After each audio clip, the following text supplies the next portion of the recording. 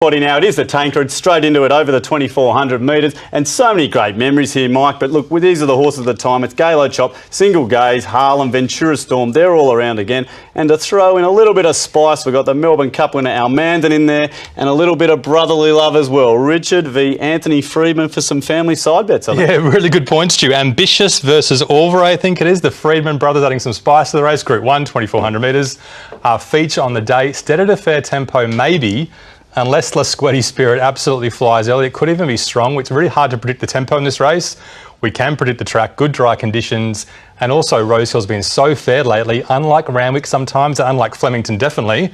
3 key factors to kick us off. Stage of preparation is our progression factor.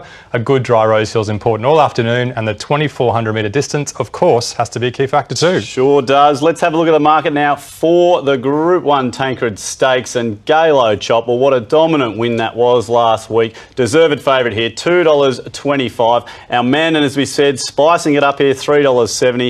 Little Single Gaze, hasn't she just performed so admirably this campaign? $7, she'll be chasing again. And Orvray, the last start winner there for Richard Freedman, $9.50. But Galo Chop here, Mike, favourite on the win last start. That was a good win last week. It was a huge win. We could look at that win, but it was a soft track, obviously, which is a different key factor for us, different conditions to us. We'll look at 2 starts to go for him on a drier track, Australian Cup, once again versus Single Gaze. This was the day, talking about bias before, Stu. Vicious inside bias, ambitious getting beaten off, Galo Chop getting beaten off. Almandan a bit unlucky near the inside. And I know you had a massive pre-post bet on Single Gaze, Stu. What is she doing out here? I'm still crying, mate. She went back. It was just not going to make up any ground when we figured out what was going on this day. Look, race was over, but the action's up front. Galo Chop holds on pretty strong. Yeah, and obviously Harlem bet on a dry track that day. Single Gaze finding the line so well on that dry track. She was probably, maybe, just the best run in that race. I knew you were going to say that, but hey, we've got to cop that in punting sometimes.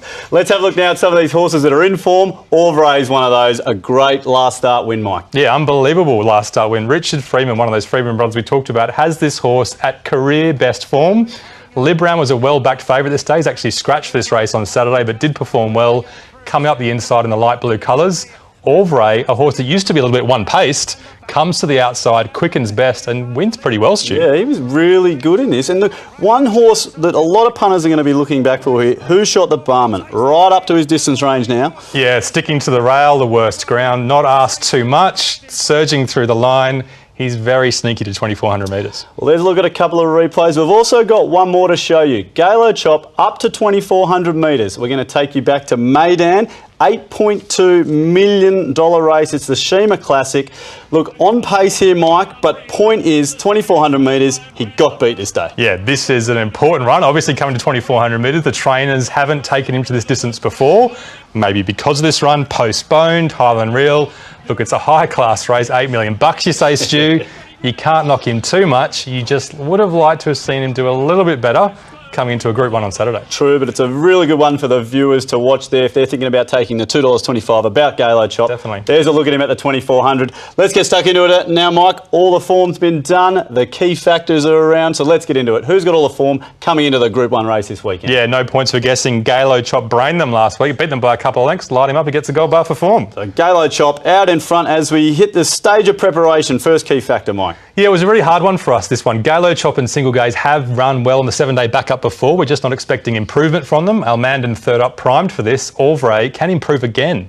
Okay, so Galo Chop and Almandan sticking their heads out here. A good Rosehill, not the wet track like last week. Yeah, Galo Chop okay on a good track. We've seen him before, but obviously relished that wet track last week. Almandan can sprint on a dry track. Single Gaze, we think a dry track gives her a little bit of an edge on Galo Chop. Okay, so it's our Mandan out in front. As we hit the last key factor, Mike, distance right up to this 2,400 metres now. Yeah, Melbourne Cup winner Almandan, 2,400 metres. He'll lap it up, he'll sprint well. Orvray will like it even better, even after his win. And there's good old Who Shot the Barman. His form's not quite there, but we know he'll stay the distance. Well, look, we've hit the line there, Mike. Our Mandan has just gone out by 2 lengths there. It's 3 gold bar ticks for our Mandan there, and it's a couple of cross or chops for the chop. So is it time for a bet here, Mike? Let's bring all the odds in because we've seen our Mandan out on top there. As we have a look for a punt now, Mike, $2.25. That's what the punters have got to figure out. But look, we've got this $3.70 shot, our Mandan streaking in front there, all importantly. So it's a lot of love for our Mandan and less for the chop. Yeah, pretty simple puzzle. We're chopping out the chop. We just don't think there's any positives for him coming from last Saturday. Clearly he can win. He could dominate the race. He could kick from 800 metres out. But just in case there's a little bit of pressure, just in case he doesn't love the firm track, our Mandan simply is a better bet for us. If he's primed third up, if he's good in the yard, double your bet. He's a fantastic stayer when he's at his best.